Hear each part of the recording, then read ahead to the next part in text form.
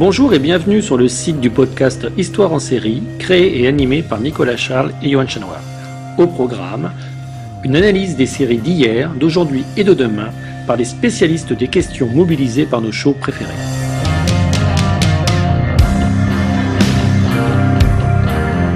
Histoire en série, c'est le podcast qui met en relation histoire, sciences humaines et séries.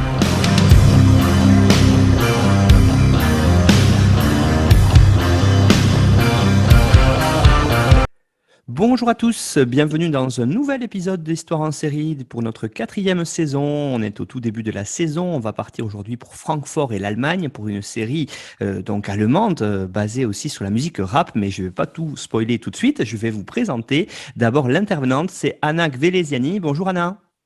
Oui, bonjour. Alors Anna, je vous présente, vous êtes née en 1989 à Tbilissi, en Géorgie. Vous êtes docteur en études germaniques et maîtresse de conférences à l'université Sorbonne Nouvelle. Vous êtes spécialisée en civilisation allemande et en histoire contemporaine de l'Allemagne et de la France. Votre thèse de doctorat, qui était une co-tutelle entre l'université de Bonn en Allemagne et Sorbonne Université, a été soutenue en 2020 et elle portait sur les débats de la presse et de la censure dans les journaux français et allemands après les attentats contre Charlie Hebdo en 2015. La publication de cette thèse, d'ailleurs très intéressante, d'histoire très contemporaine, est prévue pour 2023 chez un éditeur allemand. Vous travaillez actuellement sur la publication d'un ouvrage collectif issu d'une conférence que vous avez co-organisée cette année, qui était intitulée Exploration post-mémorielle.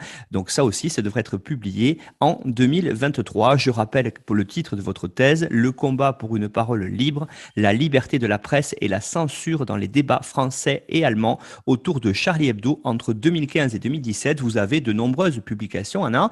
On les a mises sur la page internet de notre site histoireensérie.com. Vous allez vous cliquer sur la page de l'émission et vous aurez accès à la présentation complète de Anna et de ses travaux ainsi que de toutes les publications. Alors, je l'ai dit, j'ai spoilé un tout petit peu Anna, mais je vais vous laisser faire une présentation plus détaillée de cette série qui nous fait voyager dans un Francfort très contemporain. Oui, merci beaucoup. Alors, je voudrais discuter de la série Skylines. C'est une série qui a été diffusée sur Netflix en septembre 2019. Elle a été écrite par Dennis Shantz et mise en scène par Max Erlenwein et Céline Youssef. Et il s'agit d'une série qui a 6 épisodes, donc les premiers 6 épisodes, il ne va pas y avoir il va pas y avoir des épisodes après. Donc, ces 6 épisodes, chaque épisode fait à peu près 50 minutes ou 1 heure. Et oui, voilà, on peut la trouver sur Netflix. Donc, elle s'appelle Skylines.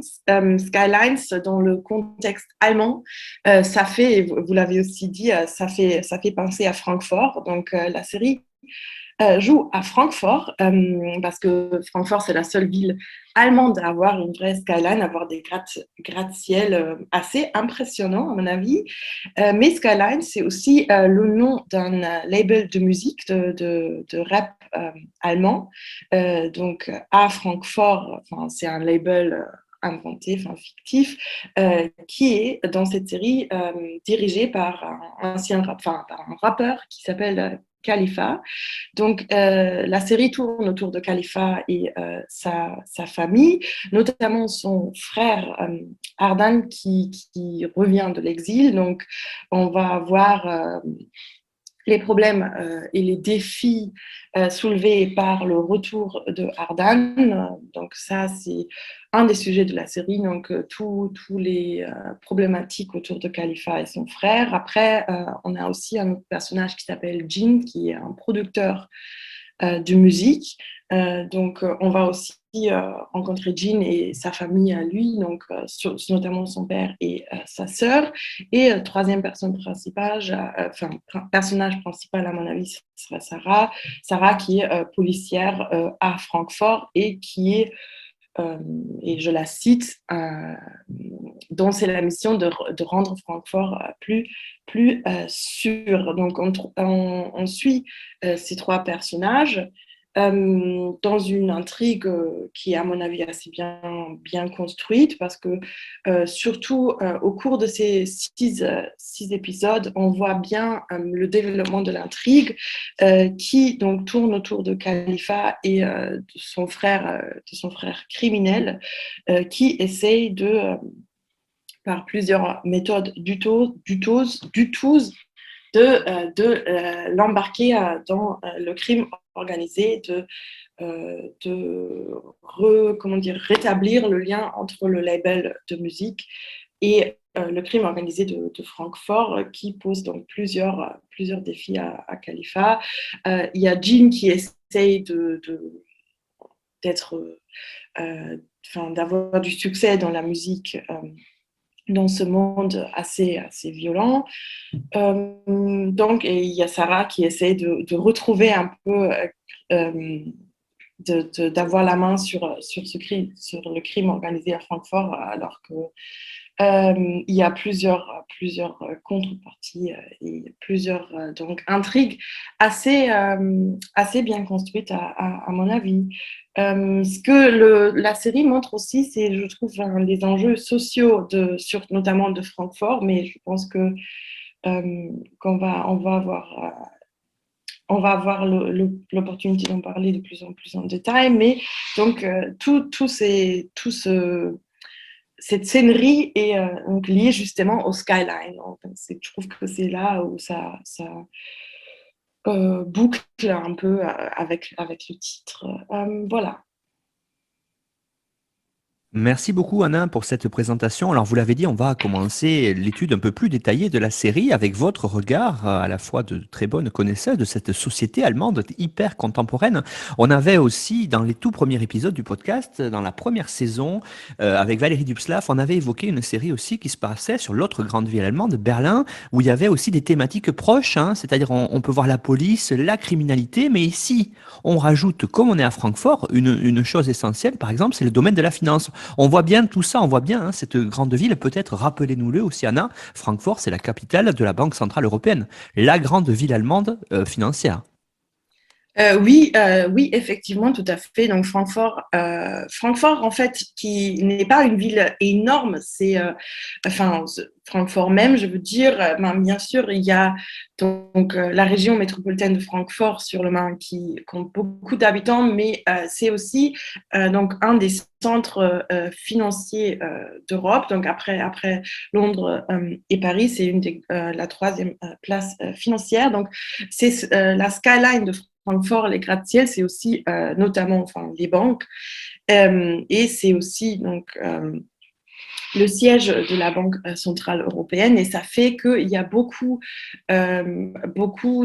une très grande population très internationale. C'est proche, donc, l'aéroport de Francfort, c'est un des plus grands aéroports d'Europe. Donc, il y a tout ce domaine international et notamment de la finance. La finance dans cette série est représentée par le père du producteur de musique Gene, qui s'appelle Johannes, je crois. Donc, son père, qui est qui travaille dans la finance, qui est un investisseur dans l'immobilier, il me semble, qui est aussi lié à la bourse de Francfort. Donc lui, c'est le personnage qui est donc le représentant de ce monde-là, et on voit très bien ce monde-là et aussi le crime organisé à ce monde-là. Donc non seulement on retrouve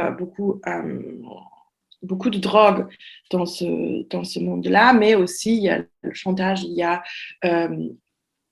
a les deals un peu douteux, il y a donc plein de méthodes de crime organisé à ce très haut niveau. En même temps, il y a beaucoup de luxe, beaucoup d'argent, enfin, tout court. On voit une scène, par exemple, où le père, il est dans un hôtel avec une prostituée, avec une femme qui lui demande pourquoi cette fois-ci il ne se retrouve pas dans le grand hôtel. Donc il y a beaucoup d'argent, mais il y a aussi dans ce monde-là donc une atmosphère un peu sombre avec beaucoup de violence qui relève du coup de ce monde assez ambigu.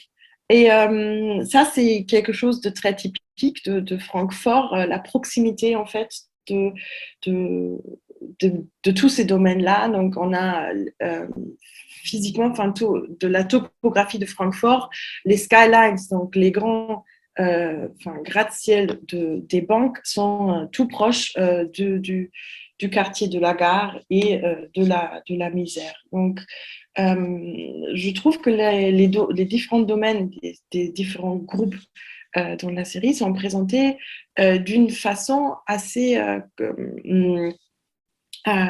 proche. Donc, le crime organisé, surtout lié à la drogue, l'héroïne, qui est évoqué donc d'une part par Ardan, donc le frère de Khalifa qui revient de l'exil, et aussi le passé de Khalifa, donc lié au trafic de la drogue et à la vente de la drogue.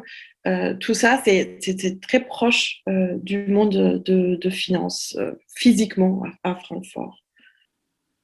Alors Anna, c'est vrai, vous l'évoquez, hein, cette idée sur Francfort, on va y revenir parce que la ville joue un rôle majeur dans cette série, hein, c'est important, mais j'aimerais qu'on revienne sur les personnages un petit peu, avec l'idée aussi, hein, je parlais de Dogs of Berlin par exemple, on a des séries allemandes récentes qui présentent la société allemande telle qu'elle est aujourd'hui, une société qui a connu hein, depuis les années 60-70 une forte immigration, et donc on a une société qu'on appellerait, hein, on avait évoqué avec Valérie Dustaf le terme de multiculti, hein, c'est une société multiculturelle. Alors, est-ce un mythe ou pas? Justement, est-ce que ça, cette société post-migratoire aujourd'hui, ça, on le montre, on le voit bien dans Skyline? Oui, tout à fait. Alors, la société multiculti, comme vous le dites, c'est surtout visible à Francfort en général. Alors, si à peu près 25% de la population allemande a des origines d'autres pays, notamment l'Italie, la Turquie, le Portugal, issus donc de la migration dans les années 50, 60 et 70, donc quand on dit les Gastarbeiter, les travailleurs invités qui sont venus pour construire l'infrastructure allemande, enfin, notamment le chemin de fer, les métros, etc. Ça, à Francfort, donc si on en a sur le niveau national 25% à peu près de migration, à Francfort, c'est plus élevé, donc plus de 50% des habitants de Francfort donc, ne sont pas des Allemands depuis des générations et des générations, mais sont à Francfort depuis 2 ou 3 générations seulement. Donc, voilà, donc l'immigration à Francfort, ça date surtout de la génération des travailleurs invités, entre guillemets. Et ça a bien sûr beaucoup influencé sur la ville. Notamment, donc, et ça, c'est notamment visible dans cette série à travers donc, non seulement le crime organisé, bien sûr, donc il y a beaucoup de stéréotypes de cette société multiculturelle à Francfort à travers la série. On voit ça aussi notamment donc, dans le domaine de la musique. Donc Khalifa, lui et sa famille, ils sont d'origine turque ou kurde plutôt. Aussi, le rôle de Khalifa fait penser au rappeur Haftbefehl, qui vient de Offenbach et qui est devenu donc un des plus grands représentants du rap de Francfort, qui est aussi turc et kurde. Et donc, il y a cette représentation de cette société post-migration, surtout à travers la musique. Presque tous les rappeurs, ils ont d'origine turque, kurde, arabe, et on voit aussi la scène du rap à Francfort, qui est donc étroitement liée à ce monde-là, ce qui est aussi donc historiquement donc ce qui est aussi une relation historique du rap allemand tout court. Alors c'est comme c'était une musique qui était notamment appropriée par les migrants, qui venaient des États-Unis et qui étaient appropriée par les migrants en allemand dans les années 80 et 90. Donc le fait que on voit surtout ce monde-là à travers la scène de la musique de Francfort, c'est aussi un fait historique représenté dans la série. Alors, revenons-en plutôt, hein, j'allais dire, à cette ville, justement, de Francfort. C'est très intéressant parce que on voit très bien la modernité de la ville. Et d'ailleurs, il y a le jeu de mots hein, avec Skylines là-dessus. On voit très bien la modernité de cette ville très ancrée dans le monde avec cette subculture hein, qui est le rap, mais pas que, parce que on peut voir de nombreux aspects d'ailleurs de la culture allemande qui sont glissés dans cette série-là. Euh, Oui, voilà, oui, effectivement. Alors, la ville de Francfort, comme je dis, c'est pas une ville énorme. Il y a dans Francfort même 800 000 habitants. Donc, la région métropolitaine contient beaucoup plus d'habitants, à peu près 5 000, qui est donc non seulement lié à la migration et aux villes qui sont autour, mais aussi au fait que il s'agit d'une place financière importante. Euh, ce qui est très intéressant dans cette série par rapport à la ville de Francfort, c'est que on montre vraiment la complexité de la ville, surtout en rapport entre, d'autres villes qui sont autour et par rapport à Berlin aussi. Donc, il y a souvent, par exemple, il y a la ville de Offenbach qui est évoquée. Donc, Offenbach, c'est la ville jumelée à Francfort dans le sud-est de Francfort. Et Offenbach, c'est une ville bien plus pauvre, avec encore plus de population issue de l'immigration dans les années 50 et 60. Donc, à travers ces milieux sociaux, on évoque Offenbach souvent dans la série comme pour se démarquer du crime qui siégerait à Offenbach. Et donc, il y a une scène de bagarre, par exemple, dans la série, quand le collaborateur de Khalifa, il se fait agresser par la bande de Ardan dans son bureau. Et il y a donc du coup la directrice financière du label qui essaie d'appeler la police et Khalifa lui dit de déconnecter le téléphone et elle dit comment ça, on se fait agresser dans nos bureaux, je croyais qu'on était parti de Offenbach justement. Alors Offenbach, ça fait référence au passé de Khalifa, au passé criminel donc, de ces gens-là qui sont néanmoins à Francfort dans leur bureau au 10e étage dans les Skylines. Donc il y a l'ascension sociale qui est liée à Offenbach. À côté de Offenbach, on évoque aussi par exemple la ville de Wiesbaden, Wiesbaden qui est la capitale du Hesse, du Land Hesse, et donc Wiesbaden qui est surtout une ville plus petite que Francfort et surtout une ville beaucoup plus bourgeoise.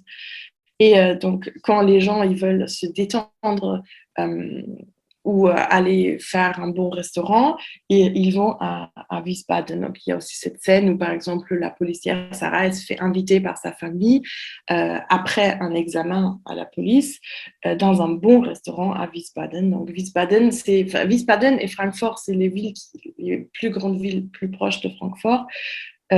Wiesbaden et Offenbach, mais qui ne sont pas vraiment une concurrence à Francfort, alors que si on voit par exemple Berlin, quand on parle de Berlin dans cette série, ce sera toujours une ville un peu lointaine qui est aussi également un contrepoids à Francfort, surtout en ce qui concerne la scène musicale de Berlin. Il y a donc dans le dernier épisode Khalifa et son collaborateur Samir qui vont à Berlin pour participer à une interview organisée par MTV. Et là-bas, ils se font agresser par les jeunes de Berlin qui ont aussi regardé cette interview et qui ne prennent pas Khalifa au sérieux, alors qu'à Francfort, c'est vraiment un icône. Donc, Berlin représente un peu la ville un peu plus violente, peut-être, et la ville où il y a le rap allemand des gangsters qui ne prennent pas au sérieux Francfort et qui n'ont pas de respect pour tout ce que Francfort aurait fait pour le rap allemand. Donc il y a un peu cette dynamique de concurrence entre les deux villes, surtout par rapport à la musique, et ça renvoie aussi un peu, enfin ça m'a fait penser au moment où après la Seconde Guerre mondiale, le gouvernement de l'Allemagne fédérale avait posé la question de savoir est-ce que ce sera Bonn ou Francfort qui sera la capitale de l'Allemagne. Donc, après, Bonn a gagné les votes, mais donc Francfort, il y reste quand même une nostalgie un peu de candidats, de villes candidates à ce rôle-là en Allemagne. Donc, c'est pour ça aussi que cette comparaison entre Berlin et Francfort se fait sur plusieurs niveaux. Alors restons-en, Anna, si vous le voulez bien, sur cette ville de Francfort, parce que vous avez bien sûr regardé la série en VO, et j'aimerais que vous nous parliez justement de l'accent particulier qu'il y a dans cette ville. On avait fait justement avec Cécile Violin, une de vos collègues, maîtresse de conférence, une émission sur les accents. Qu'est-ce qu'on peut dire là-dessus? Et puis, d'après les images, vous avez commencé à évoquer, on se balade dans cette ville, on voit différents endroits, différents quartiers, très différents de cette skyline centrale qui est l'emblème de la ville. Alors, qu'est-ce qu'on peut dire sur tout ça, sur ce côté un peu culturel de Francfort qui est montré dans les 6 épisodes de la série? Le côté culturel de Francfort, alors, ce qui est... déjà, plusieurs fois dans la série, les protagonistes, ils évoquent leur attachement à Francfort. Alors, par exemple, il y a le monsieur... il y a un protagoniste qui essaye de mettre de la pression sur le père de Jean, qui est donc du coup cet investisseur, et qui lui dit oui, alors moi, en tant qu'habitante de Francfort, moi, je voudrais bien acheter dans le coin, etc. Donc, il y a non seulement lui, mais dans plusieurs scènes, il y a des protagonistes qui montrent vraiment leur attachement à cette ville et qui, alors que par exemple cet acteur qui joue Kroos, donc ce criminel qui essaie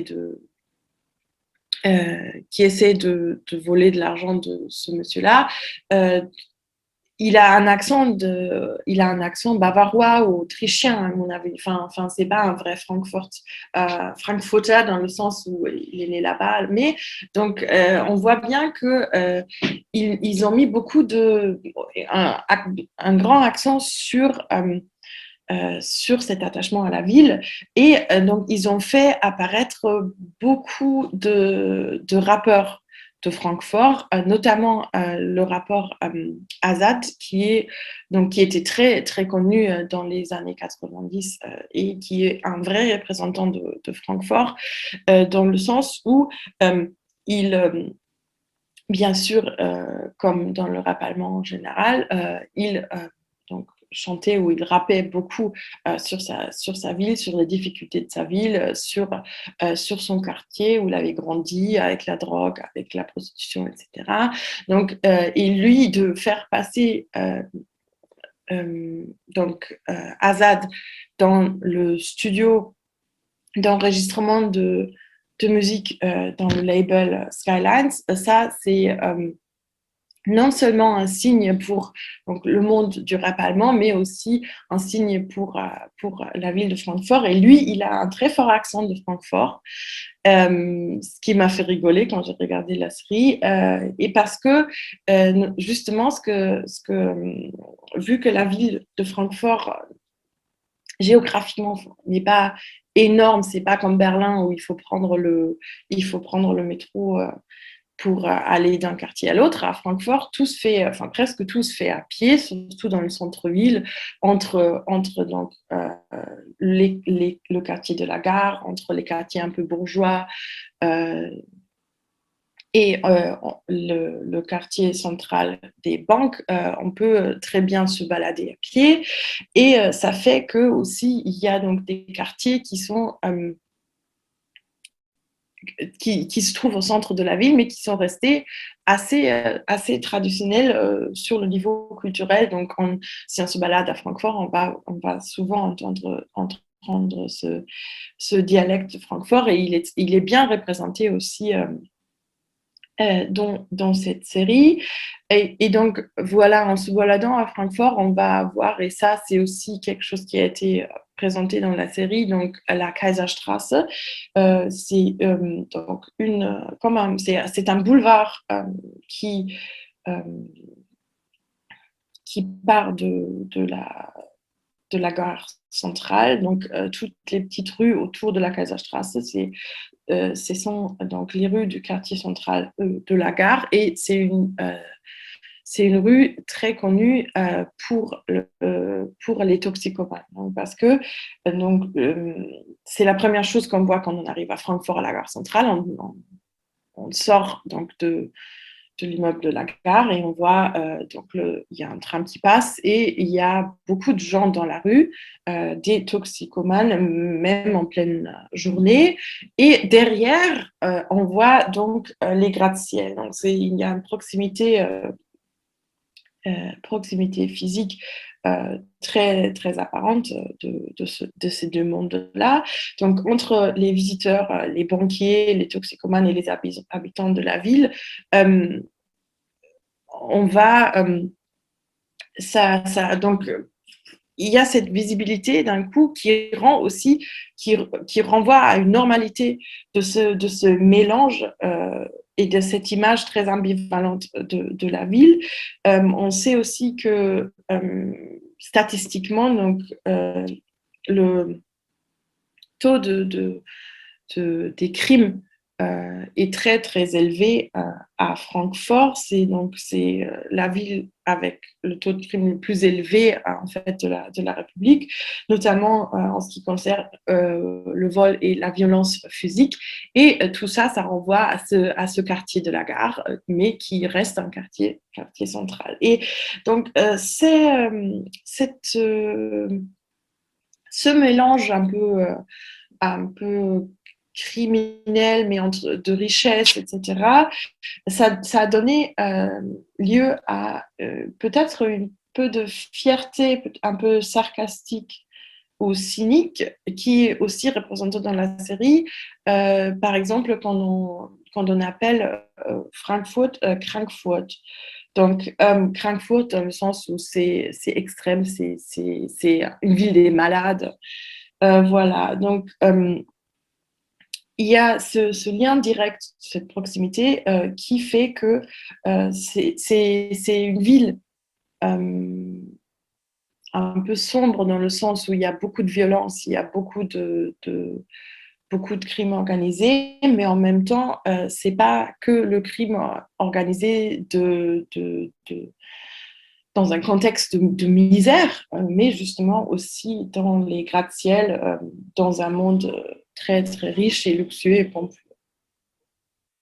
Anna, vous avez évoqué dans cette série effectivement le cœur de l'intrigue, c'est ce milieu du rap avec ce label Skylines. Alors justement, le rap, quand on pense rap, on pense bien sûr aux US, aux États-Unis, on pense bien sûr au rap français que l'on retrouve aussi dans cette série. Mais c'est vrai que pour nous, le rap allemand, c'est quelque chose qui est quand même un petit peu inconnu. C'est une culture et une subculture très importante de l'autre côté du Rhin. Alors, est-ce que vous pourriez justement nous en faire la présentation générale? Vous avez parlé déjà de quelques rappeurs, dont un qui est présent dans la série, bien sûr, mais est-ce que vous pourriez nous en dire plus, peut-être, pour les auditeurs curieux de connaître ce mode musical allemand?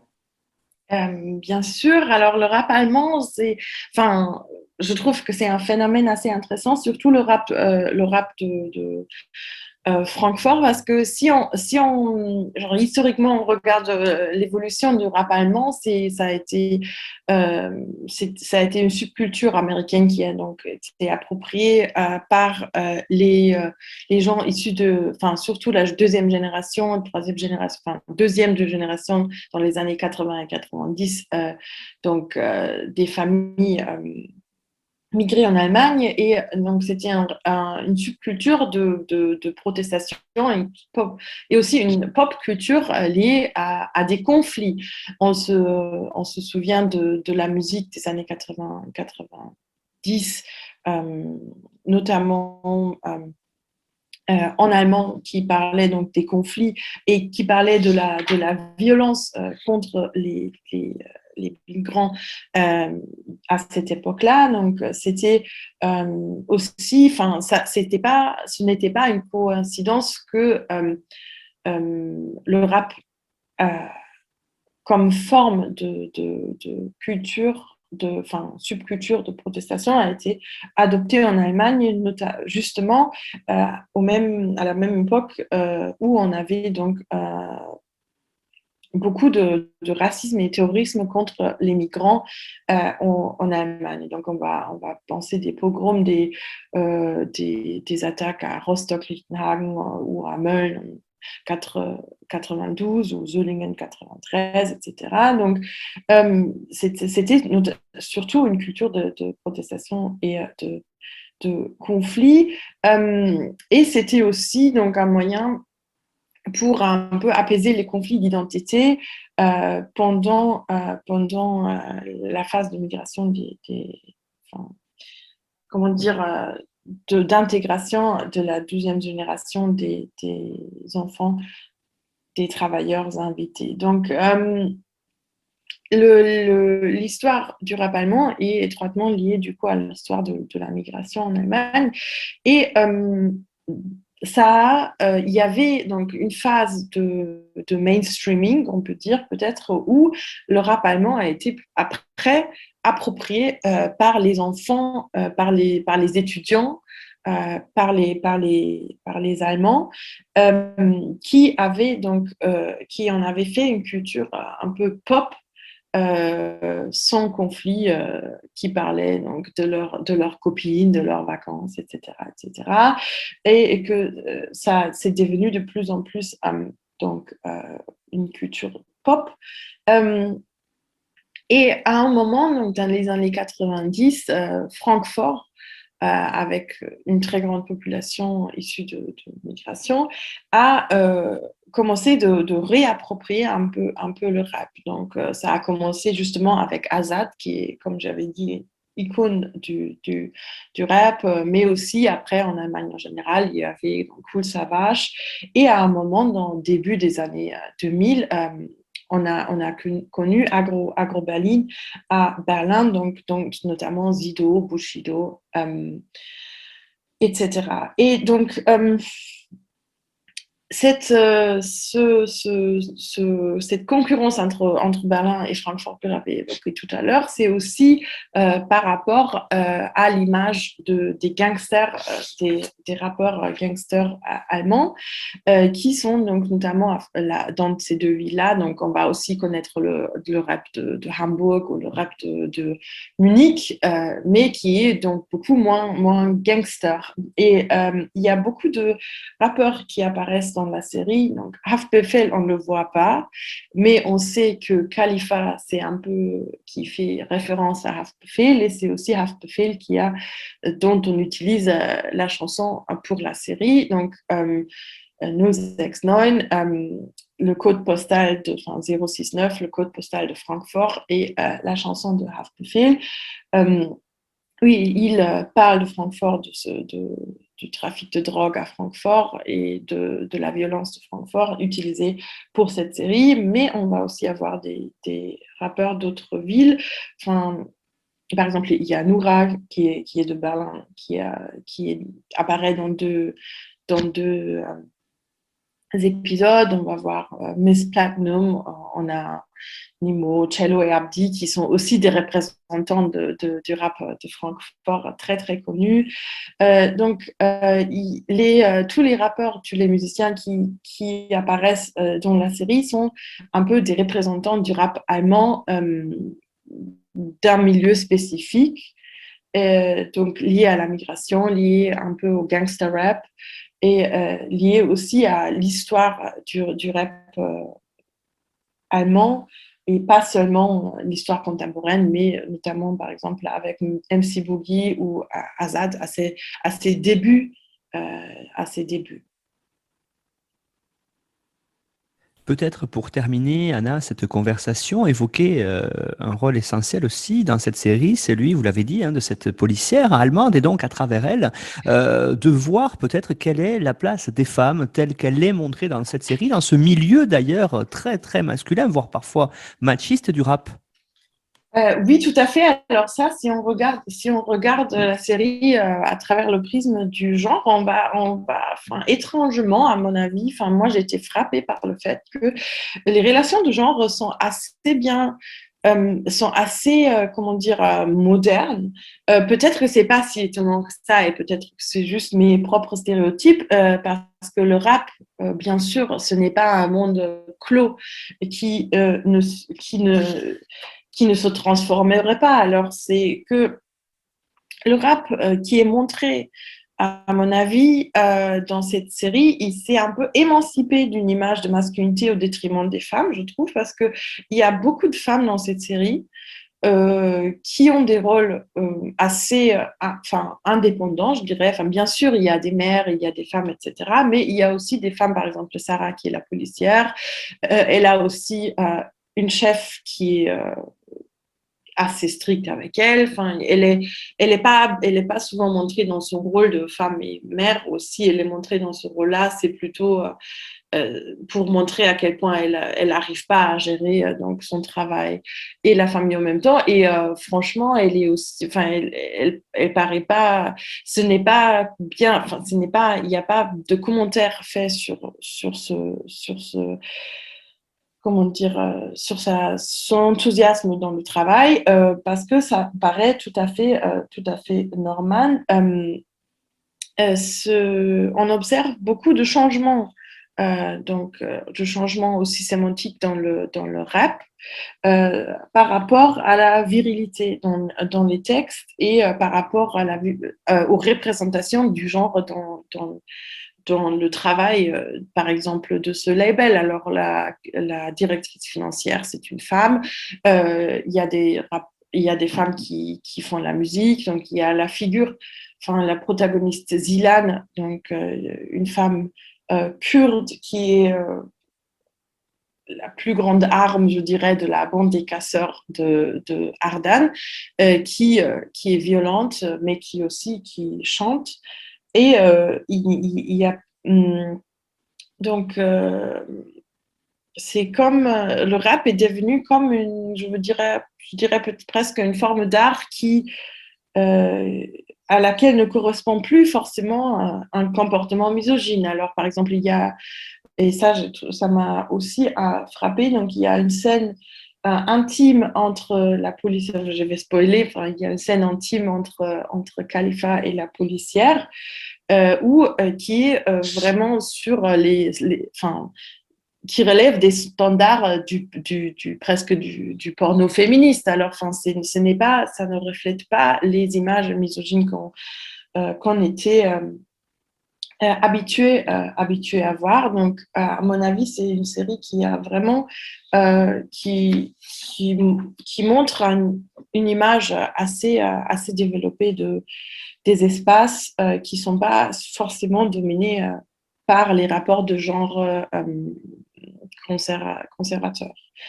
Euh, donc, il y a bien sûr la virilité qui est mise en scène, il y a la masculinité classique qui est mise en scène sur tous les plans, mais elle est appropriée par tous les genres. Alors, j'ai déjà parlé d'Islan, aussi la policière, donc Céline, la directrice financière, euh, la rappeuse Noura, etc. Donc,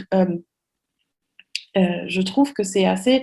Et ça, c'est aussi quelque chose qui se voit dans le rap en général en ce moment en Allemagne, que beaucoup de textes, beaucoup de rappeurs sont devenus de plus en plus, je dirais, presque féministes. Alors, c'est bien sûr que ce n'est pas le cas pour tout le monde. Et il y a quand même le gangsta rap qui est resté enfermé sur les images de virilité conservatrice, mais il y a un développement à observer dans le rap allemand en ce moment, en dehors de cette série, qui s'intéresse du coup à ces changements dans la société.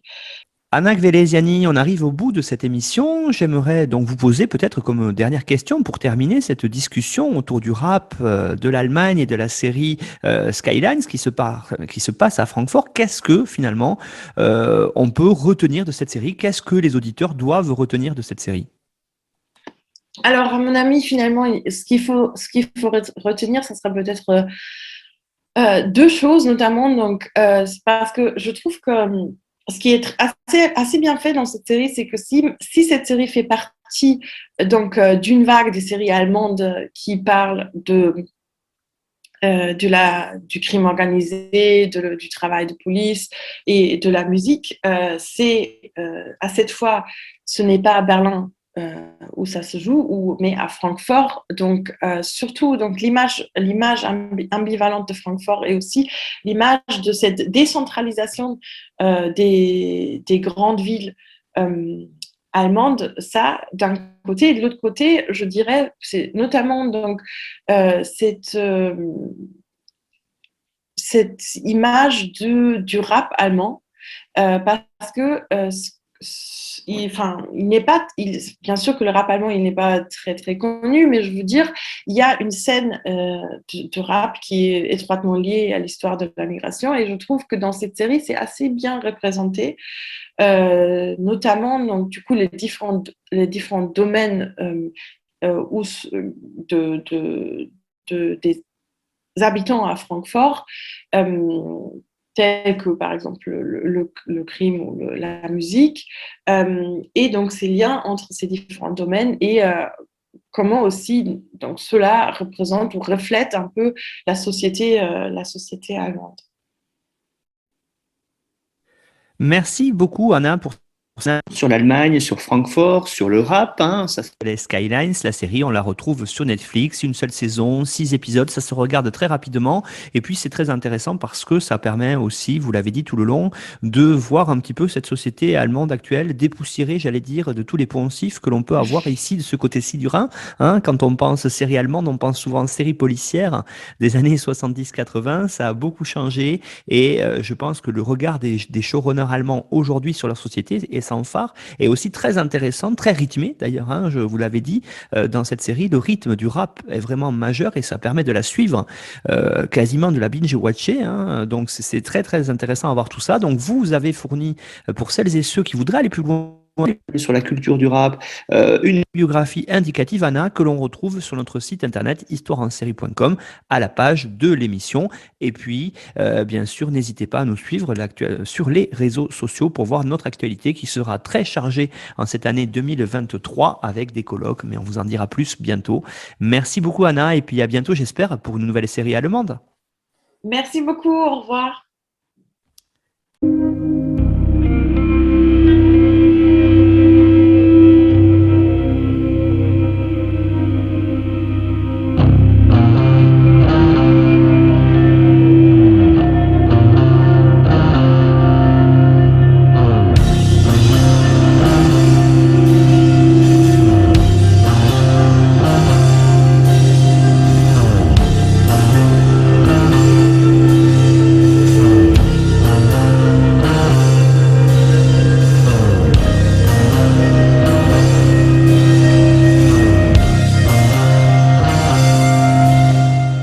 Retrouvez-nous sur Twitter @Histoire en série pour connaître le programme à venir ainsi que des conseils bibliographiques.